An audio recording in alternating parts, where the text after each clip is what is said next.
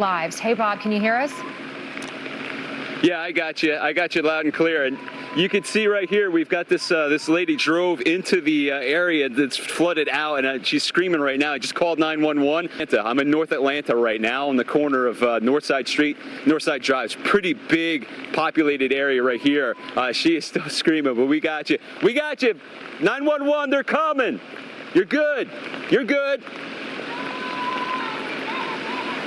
Oh man, it's a situation. We will get back to you in a little bit. I'm gonna go see if I can help this lady out a little bit more, you guys. I'll be back. Yeah. All right, Bob has got to go help them. Fox Weather's Bob Van Dillen saved a woman trapped in a car. He went and Look got at her. that. He's saving her. He called 911 for her. Bob is going to join us coming up. That guy is a hero. Wow. So what do we got going on here? Well, it's pretty self-explanatory. This news broadcaster decided to go help a woman who was trapped in her car in a flooded road. Somebody suggested that I make a video about this because it's kind of like the opposite of woke. It's proving all of the woke tards wrong. And what do I mean by when I say that? Well, woke is anti-white, anti-male, anti-straight. And this guy in the video is a straight white man who is saving, at least helping, a black woman.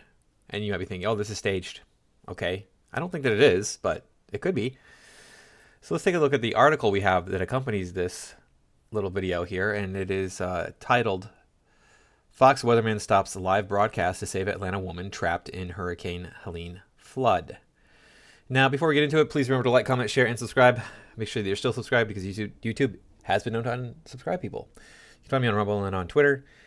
See what this article has to say. It says, Fox News weather reporter Bob Van Dillen interrupted a live broadcast out of Atlanta to save a woman screaming for help.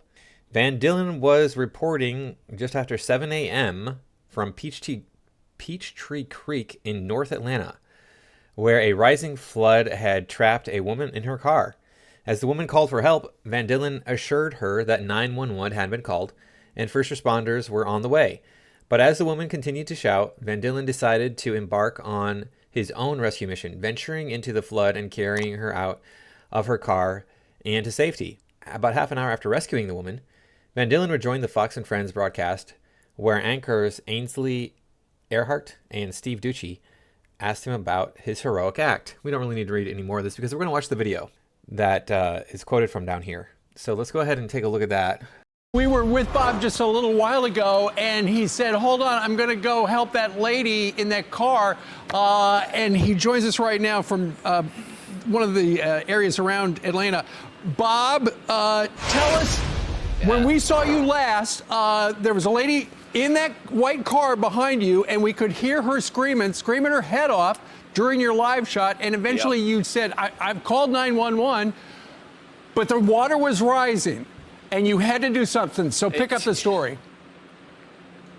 Steve, I know that we're swamped here with all the 911 calls because there's so many high water rescues that we've already documented so far. And called 911 in 5 minutes, 10 minutes, and you could hear her screaming, right? You could hear it during my live shot.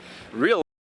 Well, to be fair, you know, he said it takes 5 minutes or 10 minutes for 911 to get to you. You could drown more than once in 5 minutes, right? So if this is a life and death situation, then you definitely need to take matters into your own hands or hope that somebody close by is going to help you, because you can't rely on 911 to do everything for you.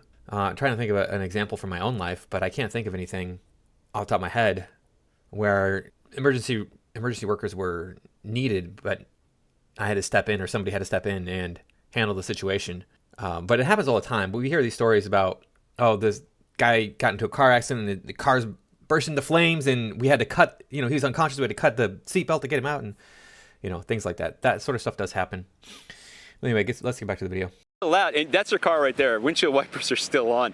So I just said, you know what? I realize I'm with you guys. I'm on the air, but I can't let it go. So I just, I dropped everything and I took my wallet out of my pants and I. So you can see the car right here. It's not completely inundated. It's pretty badly inundated, but it's not completely inundated.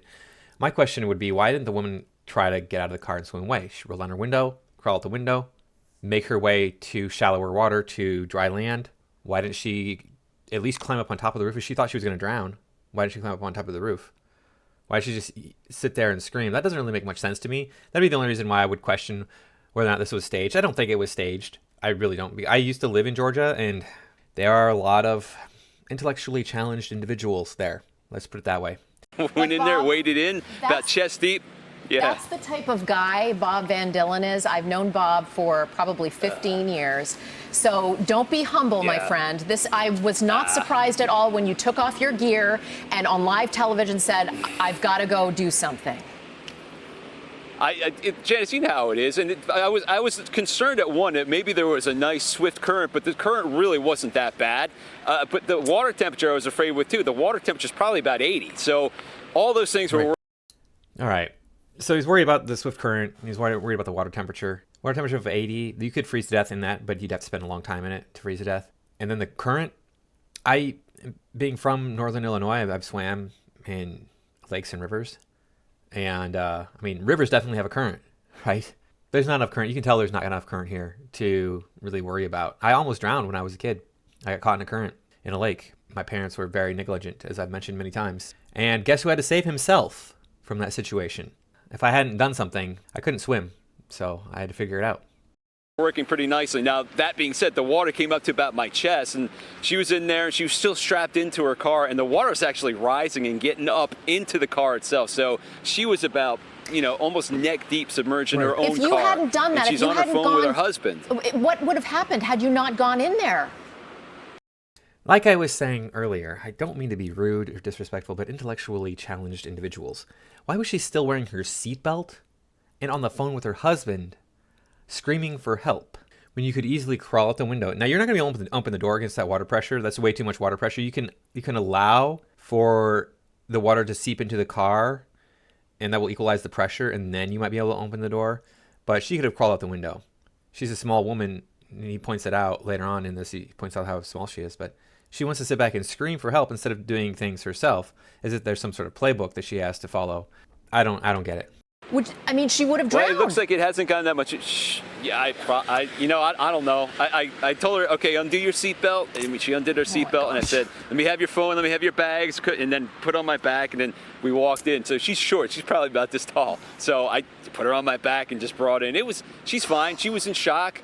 She was cold, shivering, so I gave her one of my shirts, and she was in our car just warming up. About 10 minutes later, the fire department came, saw that we were okay, and they went on to the next rescue, wherever they're going. But her husband just picked her up about 5 minutes ago. That's right. You're Bob, amazing. Yeah, there they are. Bob, a heroic act, but you're never supposed to do any of that stuff. Now, he wasn't in any real danger. Like I mentioned earlier, there's no current here. And there could be a current underneath the surface. That's possible. That does happen, but it doesn't look like it. It looks like it's just deep water.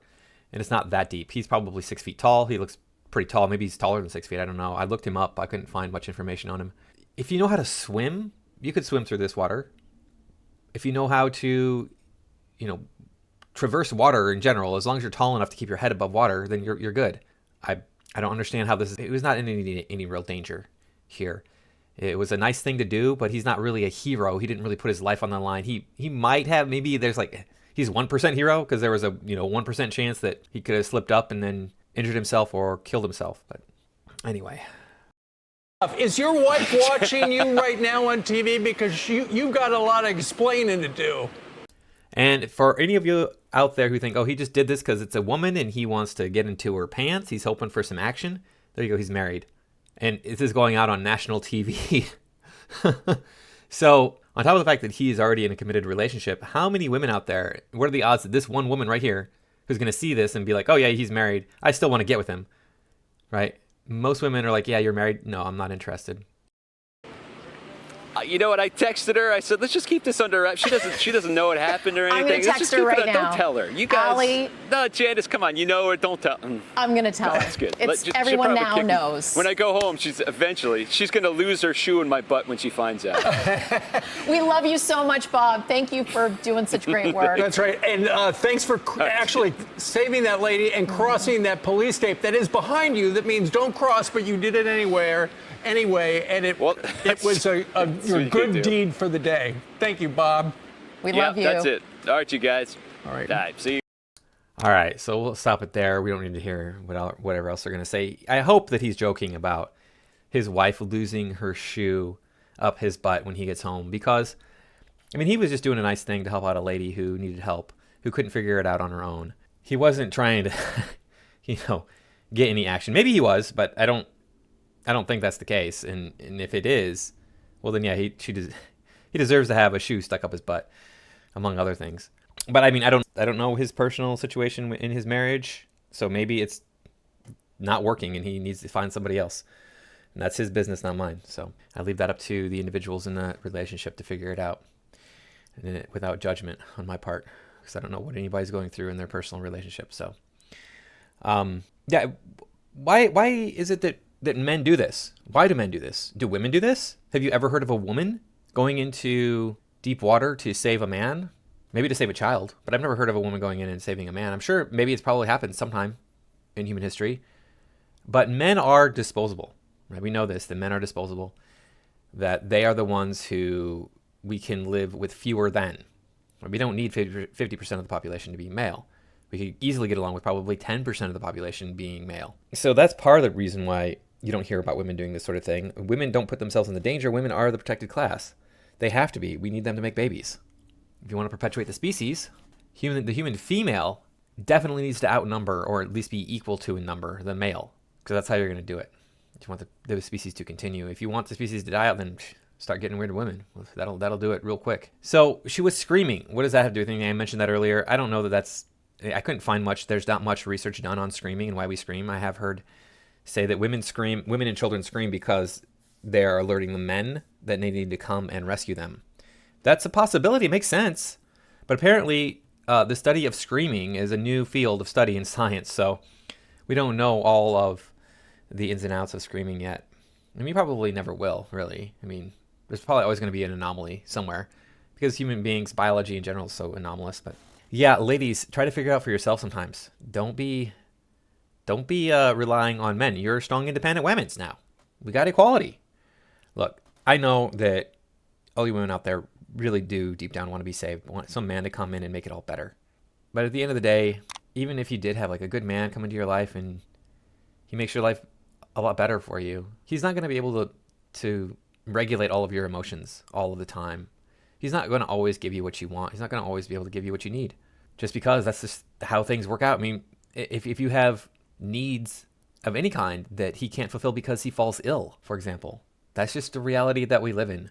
So you got to deal with it. You got to figure it out. It's part of the human condition. I know it's a terrible experience living in this world. I live in it every single day, and there are bad times, there are good times, and there's everything in between. This thing going on with this hurricane in Atlanta, where there's flooding in other parts of the states over there, that's a bad time for a lot of people. So I hope everybody's okay. I hope everybody gets what they need and they can live happy, healthy lives without hurting other people. That's what I want. And this is just more evidence that, white men are not the villain. We're making them the villain all over this country, all over the Western world, really. But just because I say, you know what, we need to stop immigration, it's done. We really just need to close down that border and not let anybody else come in for a while and deport the ones that are here illegally. That doesn't mean I don't like those people. That doesn't mean I don't want the best for those people. It means that I have to have a priority of who I'm going to allow to have the best in this world. And in this case, I'm going to prioritize the people who've been here longer, the people who were born here legitimately. I don't mean the people who came in and got birthright tourism status, which, I mean, I understand that's the law in the United States, but come on now, that's ridiculous that we allow just anybody who was born here to be a citizen from any country with any background. It doesn't really matter. It's like, really, do we want to go to that extreme? But I digress. These are all just thoughts coming out of me about all the wokeness and woke stuff that is still going on in the world. But this is a good story about a good man who's helping out a fellow citizen. Doesn't matter her gender or her race. He doesn't care. He's just going to help somebody out. And would it have mattered if it had been a black reporter and a white woman in that car? I doubt it one bit. I mean, the black man would have probably been like, yeah, let me go save her. Let me go see what's going on. Same thing if it had been a Hispanic man and a black woman. They probably would have been like, well, let's help out this lady. She needs help. Because for the most part, people want to do good by each other, right? And sometimes people are jerks, and people justify that sort of thing all the time. Why they're bad behavior, but at the end of the day, we all got to get through this thing, and we all got to take care of each other and work together to make the world better. So that's all I got for this time. Thank you for watching, and I'll see you in the next video.